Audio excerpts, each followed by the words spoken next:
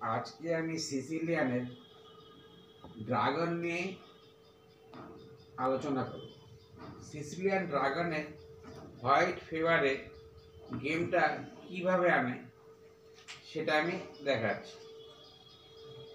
E4 এর এগেইনস্টে C5 open হলেই আমরা বলে দিতে পারি এই খেলাটা সিসিলিয়ানের দিকে যাচ্ছে। সেকেন্ড মুভ নাইট F3 করলাম, D6, D4 চার্জ করলাম, C into D4, knight into D4, black night F6 করে E4 এর পয়েন্টটাকে ধরেছে, হোয়াইট নাইট C3 দিয়ে E4 এর পয়েন্টটাকে সেট করেছে।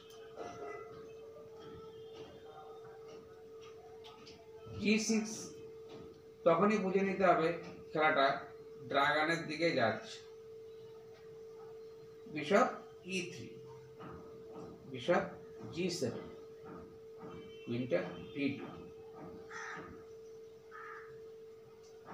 হোয়াইট পিস ডেভেলপ করছে, ব্ল্যাকও পিস ডেভেলপ করছে, সেই সময় ব্ল্যাক ক্যাসেল করবে, হোয়াইট লং ক্যাসেল করবে। হোয়াইট লং ক্যাসেল করতেই ব্ল্যাক পিস ডেভেলপ করার জন্য নাইটটা C6 করলো,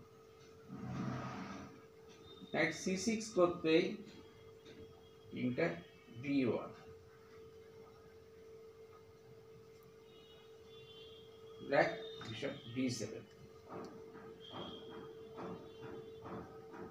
হোয়াইট বিশপ C4 করে পিস ডেভেলপ করছে, রুকটা C8, বিশপ PB3।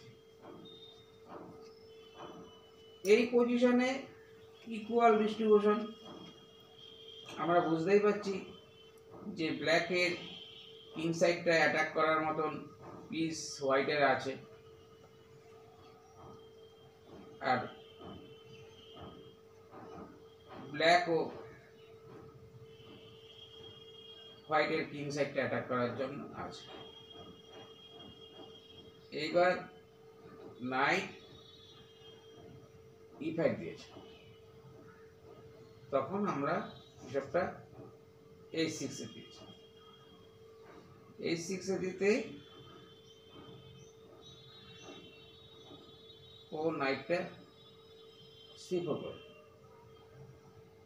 তখন bishop into B3 into C4,